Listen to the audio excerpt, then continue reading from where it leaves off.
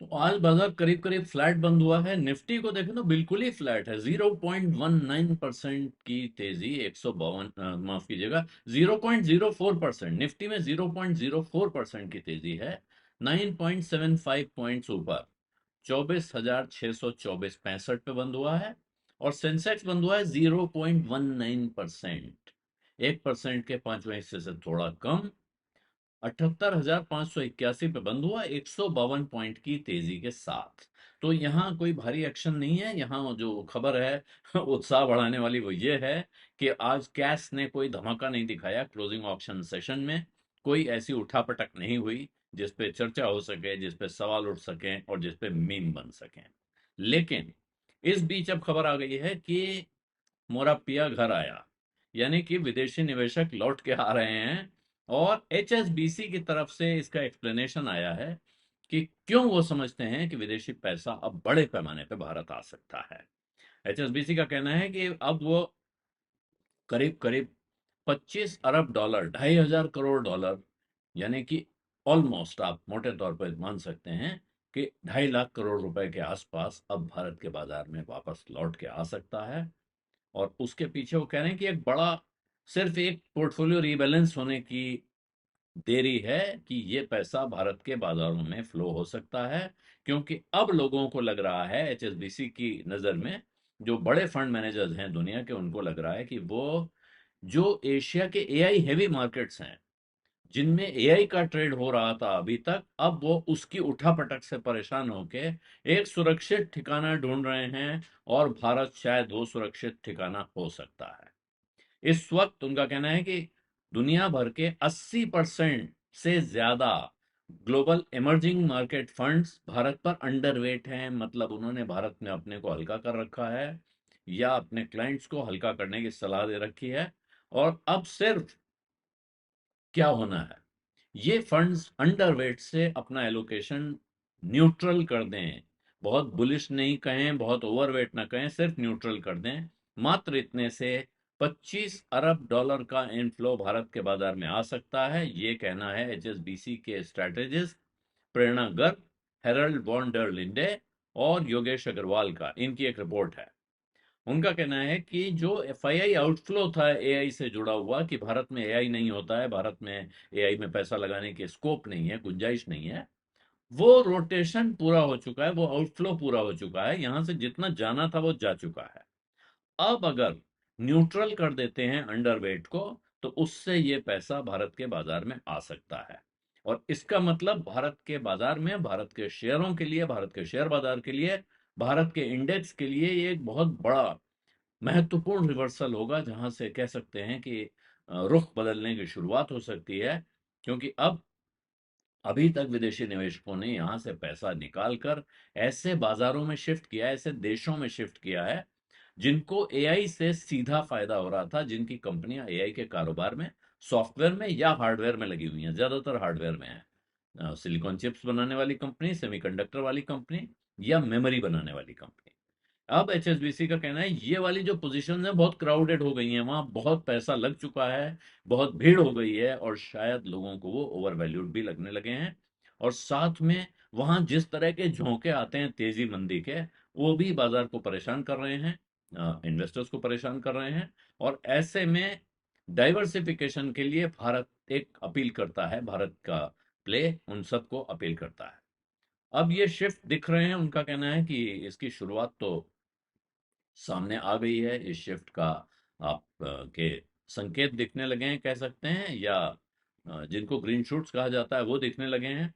विदेशी निवेशकों ने अभी जून के मिड से लेके अभी तक करीब 3.6 अरब डॉलर की खरीदारी कर ली है। और जब इंडिया ने अपने आसपास के इलाके के मार्केट्स को आउट परफॉर्म करना शुरू किया है, भारत का शेयर बाजार इस दौरान करीब 6% बढ़ा है, इसी रिपोर्ट के मुताबिक। और इसमें सबसे ज्यादा कहाँ अट्रैक्ट किया है पैसा, वो है फाइनेंशियल्स, कंज्यूमर डिस्क्रिशनरी कंपनीज और हेल्थ केयर। और विदेशी पोर्टफोलियोज हैं वो 15 जून से 15 जुलाई के बीच इनमें, इन सेक्टर्स में ज्यादा पैसा आया है। इसके अलावा ग्लोबल फंड्स ने अपना जो एक्सपोजर है वो और एक्सपैंड करना शुरू किया है भारत में और चाइना में। भारत और चीन दो ऐसे देश हैं, मेनलैंड चाइना, जिनको थोड़ा अंडर किया गया था। ऐसा लग रहा था कि क्राउड भी हो रहे हैं, वैल्यूएशन भी ज्यादा है, लेकिन अब वापस इन्वेस्टर इधर देखने लगे हैं। हालांकि अभी वो साउथ कोरिया और ताइवान से बाहर नहीं हुए हैं, वो वहां कस के इन्वेस्टेड हैं। इसके बावजूद वो थोड़ा डाइवर्सिफिकेशन के लिए इन दो देशों की तरफ देख रहे हैं। अब एचएसबीसी की जो थीसिस है उसमें सबसे केंद्रीय बात है भारत की stability, relative stability. South Korea में भारत के मुकाबले 4 गुना ज्यादा उठापटक होती है, उतार चढ़ाव होता है या वॉलेटिलिटी होती है, इस साल का जो ट्रैक रिकॉर्ड अभी तक का है। और वहां जो लोकल लेवरेज है वो बहुत ज्यादा और बढ़ा के रख सकती है इस उतार चढ़ाव को, तो अनिश्चितता बहुत ज्यादा है। और साथ में वहां के स्ट्रक्चरल समस्याएं हैं जिनकी वजह से विदेशी निवेशक अपनी, जो उनकी पहले ही बहुत बड़ी बड़ी पोजीशन है साउथ कोरिया और ताइवान में, उसमें और एडिशन करने की स्थिति में नहीं होते हैं। तो उनको एक तरह से कह सकते हैं आप, किस्मत के हवाले हो जाना पड़ता है। ऐसे में जब भारत में अगर ये वापस आएंगे तो क्या होगा, यहाँ डिमांड बढ़ेगी। और डिमांड बढ़ेगी तो एसआईपी कंट्रीब्यूशन ऑलरेडी यहाँ बहुत मजबूत है। भाव बढ़ने लगे तो एसआईपी करने वालों का उत्साह भी बढ़ेगा, तो वहां भी और तेजी आ सकती है। तो नेट इक्विटी फंड इनफ्लोज अभी फिर जून में रिकवर हो गए हैं, और इनमें से ज्यादातर स्मॉल और मिड कैप फंड्स की तरफ डाइवर्टेड हैं। लोग वहां पैसा लगा रहे हैं क्योंकि इन्हीं में पिछले कुछ समय में काफी पैसा बना है। जो लोग बहुत थोड़ी कम है लेकिन कंसिस्टेंट, विदेशी निवेशकों की बाइंग अगर थोड़ी भी होती है लेकिन होती रहती है, तो उससे एक बाजार को बहुत सार्थक समर्थन, सार्थक सपोर्ट मिल सकता है, उसको एक सहारा मिल सकता है।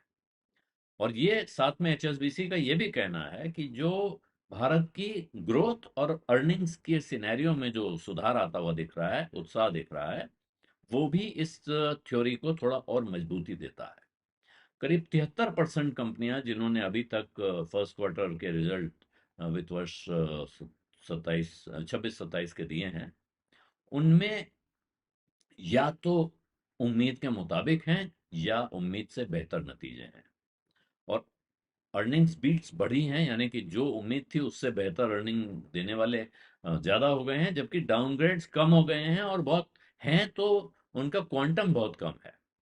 इसी तरह नॉन फूड क्रेडिट की ग्रोथ बढ़ के 18.3% हो गई है, 10% से 2025 के आखिरी दिनों के मुकाबले। ऑटोमोबाइल डिमांड मजबूत है और उम्मीद से ज्यादा है। और अर्निंग्स एस्टिमेट्स अब अपग्रेड किए जा रहे हैं, बढ़ाए जा रहे हैं कमोडिटीज, फाइनेंशियल्स, इंडस्ट्रियल्स और कंज्यूमर स्टेपल्स के लिए।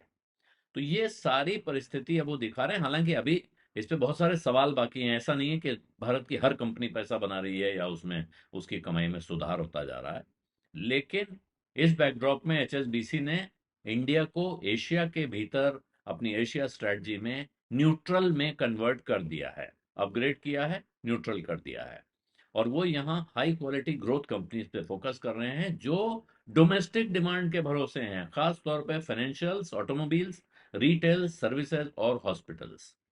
प्राइवेट बैंक्स, रियल स्टेट, इनको काफी अट्रैक्टिव दिख रहे हैं। काफी लंबे समय की अंडर परफॉर्मेंस के बाद इस वक्त अगर आप बाजार में कोई चीज सुनते हैं तो सबसे ज्यादा क्या सुनते हैं कि एचडीएफसी बैंक ने पिछले 5 साल में कोई रिटर्न नहीं दिया।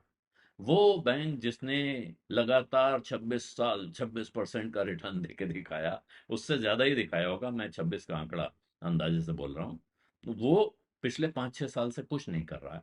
इसी तरह एचएसबीसी को नॉन बैंक लेंडर्स यानी एनबीएफसी कंपनीज में भी बहुत उम्मीद दिख रही है।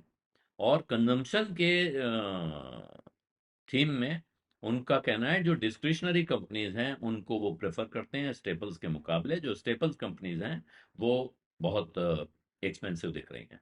उनके जो प्रेफर्ड स्टॉक्स हैं जिन पे उनकी नज़र है वो है ICICI bank, Cholamandalam investment, Titan, Mahindra and Mahindra, Phoenix Mills, Fortis Healthcare, Cummins India, Syrma SGS, Adani ports और हिंडाल्को। इन कंपनियों पे वो दांव लगा रहे हैं या वो इन पे दांव लगाने का इशारा कर रहे हैं, ये आप देख सकते हैं। लेकिन विदेशी निवेशकों का रुख बदल रहा है, बदल सकता है, बदलने वाला है, ये संकेत एचएसबीसी की तरफ से आया है। बीज अड्डा में आज इतना ही। अब इजाजत दीजिए, धन्यवाद, नमस्कार।